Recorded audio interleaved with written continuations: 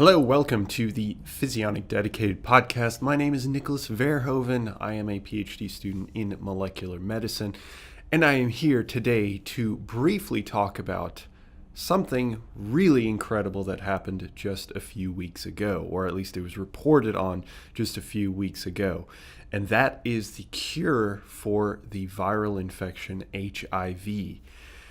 So, if you're not familiar with HIV is a viral infection, so it's incredibly difficult to cure, essentially impossible to cure, and eventually it leads to the complete destruction of a particular part of your immune system, and that destruction of your immune system then means that you have AIDS. You are completely immunocompromised. So, and then the problem with that, of course, then is that you are highly susceptible to other diseases, other infections, and then those infections, even if they're incredibly minor, they can lead to death. And that's what typically happens to people that end up in the AIDS phase of this infection. So there are millions of people across the world that suffer from HIV and AIDS, and specifically for HIV, this HIV virus.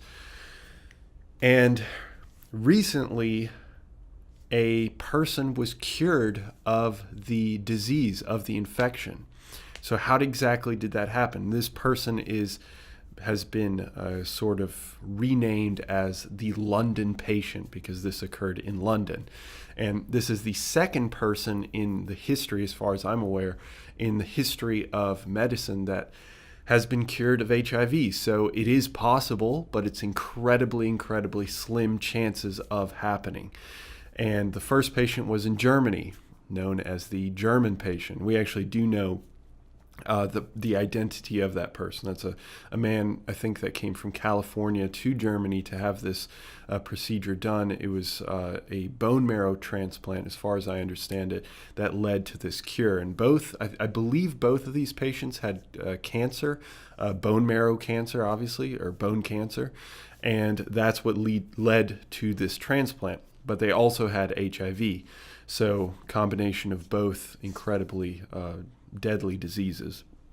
And this transplant of this patient, of this donor, I should say, led to the complete curing of their entire body, at least as far as up to this point. And especially true for the German patient, which happened several years ago and is still completely HIV free. So what happens? Well, HIV, of course, just like many other viruses, will enter your cells through a particular pathway. And when it does that, then it enters the cells and starts to replicate. And it uses the machinery typically of that cell to replicate itself. And then it goes through what's called a shedding process, where it releases that virus out and then it infects more cells and so on and so forth. So it's obviously incredibly problematic because then those cells aren't functioning the way that they should be functioning. And it's incredibly difficult to destroy. But what turns out to be the case is that this donor that was giving their bone marrow, there's a incredibly small percentage of the population, of European descent specifically, about 1% of individuals lack or have a mutation in what's called the CCR5 gene. Now, this gene encodes a protein that goes to the cell surface, and that protein is what HIV virus anchors to allow it into the cells. So if it's not present, then that drastically lowers the ability for the HIV virus to enter cells, and if that's the case, then, of course, well, then you have no HIV going into the cells, and it's going to end up dying because it needs a host to be able to survive.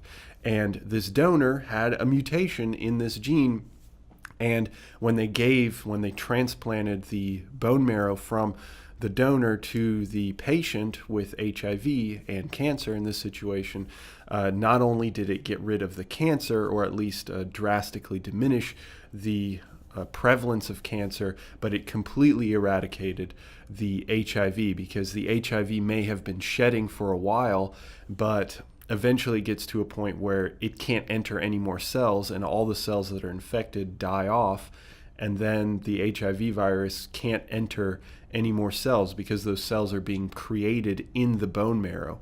The bone marrow is creating the cells, pumping them out into circulation, and because they don't have these surface proteins that HIV needs, HIV is suddenly like, oh crap.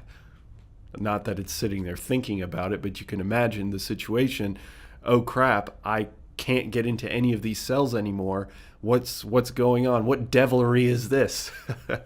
And then it just died off. The virus couldn't sustain itself, or presumably can't sustain itself, and the cells are completely immune to any further infection by that particular virus. So it's an incredible accomplishment by the medical community. It's an incredible feat for that particular individual and for the other individual in Germany, or that was in Germany. And yeah, so I'm not going to say that this is a long-term solution, that this is something we can do for every HIV patient, but it does show that we can cure some viral infections. And I think that's an incredible step. That's an incredible step for medicine. All right. Well, with that said, I hope that I have the pleasure of speaking with you in the next one. Have a good one, guys. Bye.